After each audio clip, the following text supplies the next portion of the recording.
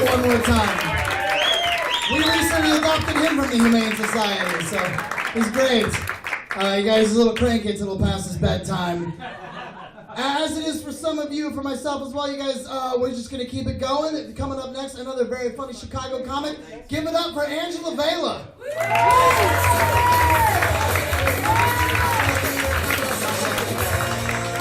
All right, you guys, keep it going for the WIP.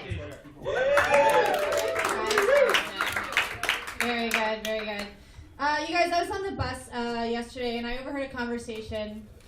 Kind of made me think about a saying that we use all the time. This girl was complaining that she didn't get a raise at work, and so she was saying she got real shafted on her raise, right? We know this term, like something bad happens, you say you got the shaft. I just don't know why we use this term to mean something bad has happened, because most times I experience getting a shaft. It's fucking great, okay? Like we're using it wrong. Like something... Like, or somebody had a really bad one, and like that's how the term got coined. I don't know, like what happened. I don't know. I just feel like, you know, like we should use something a little more appropriate. And like if we're gonna go genitals, we should just say like if something really bad happened, you got really ball sacked. Because that's, you know, balls are gross like a bad day, right, ladies? Right? Perfect.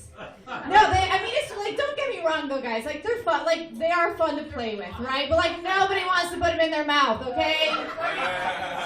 Nobody really does. Like, if she says she does, she's lying to you. I'm really sorry. Like, nobody, I mean, that's like, and what is a bad day work but a mouthful of testicles? I say. I feel like that describes a bad time. I like, that's somebody's bad day. Like, we know that. I don't know. The term I like to use if something bad's happened, like, or I've had a bad, I like to say I got real whiskey dicked. Because that is no fun for anyone involved ever. Like, everybody loses with the whiskey dick, right? No winners at all. None.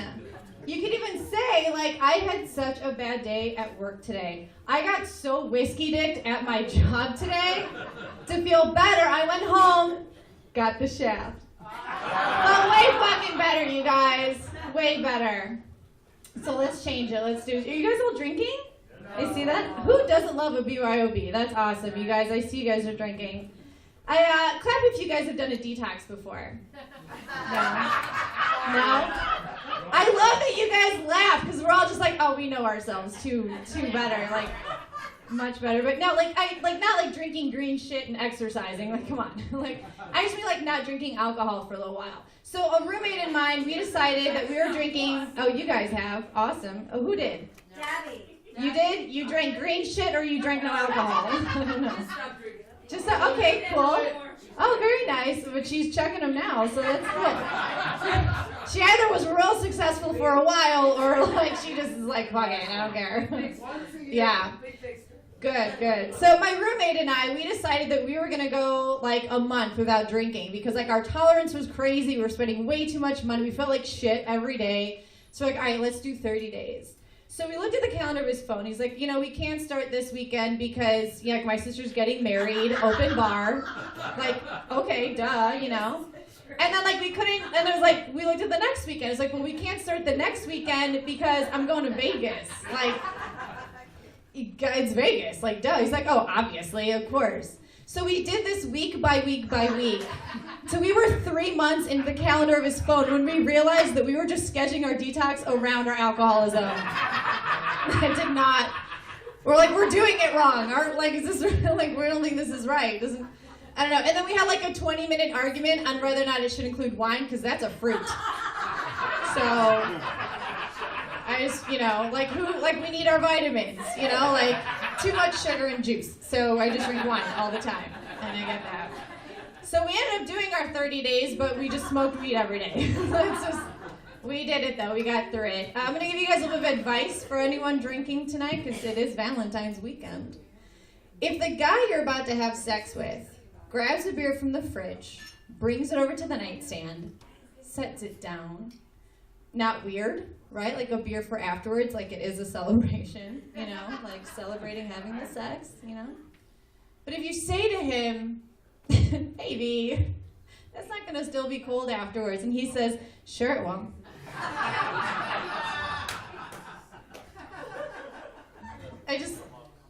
icebreaker. No? Yes? Yes? What? Scared? Afraid? Yes. Like that shouldn't, I just feel like we're going to be right in the middle of having sex, and he's going to look over and be like, whoa, the mountains on those Coors Lights are changing colors. We need to wrap this up. I don't know. It's a sex timer, those Coors Lights mountains. I tell you, it's time to get a new dude. That's what it means. Are you guys, anybody here on a date? You're talking about it's Valentine's weekend? Holy shit. No, what? Nobody's here on a date? Is this like a sing? Oh, so you're on like a big date. Okay. You guys are swingers? Nobody said it, I just saw it in your eyes. I just was reading the body language over here. I'm dating again. I recently ended an engagement, actually. So no, it's cool. I'm dating again. Like, that dude's out of here. No, I did. I ended an engagement recently, and like it was kind of weird. Like, we got engaged down in New Orleans, which sounds awesome, right? And it was cool. But like, we got engaged at a restaurant called Feelings. Like, oh, strange. But we broke up in a restaurant called Memories. So now I'm just looking for a bar called Regrets, okay? Like, you know it. I want it. Like, I'll even take a 2 a.m. taco stand if it's called, give me back my 3 fucking years, asshole. Like, I will go there because I like tacos and time travel. So I will take it back. We used to have these really great conversations, though, him and I, like he'd ask me really important stuff, like, for our future. Like, he'd always say things like, baby, do you think after, like, 40 years of marriage that we're still gonna 69? That's a good question. I like a man that plans. Okay, like, that's a good question. I said, yes, I do think we would still 69 in the future.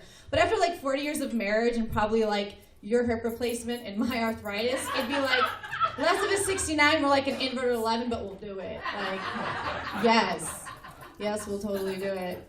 Good news is that if we're in bed at that age, we've probably already taken our teeth out. Fuck yeah. Like, we can do it.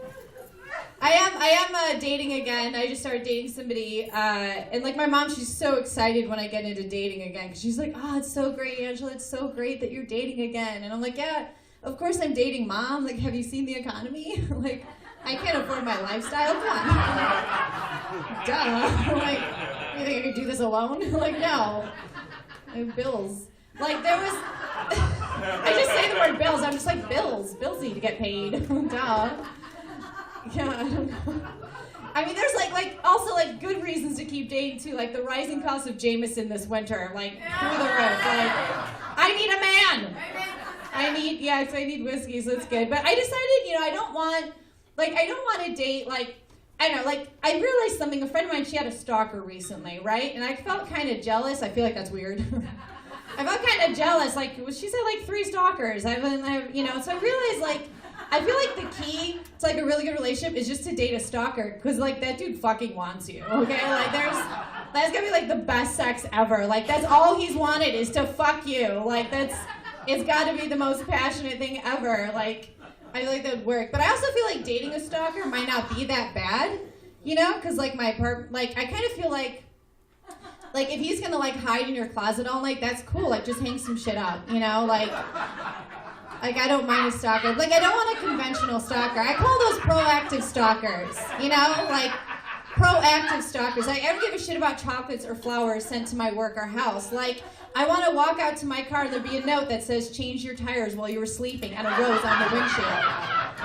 Like, do something for me. That's what I call a proactive stalker. That works. I'm going to leave you guys on this. I saw my family recently. We had another family event.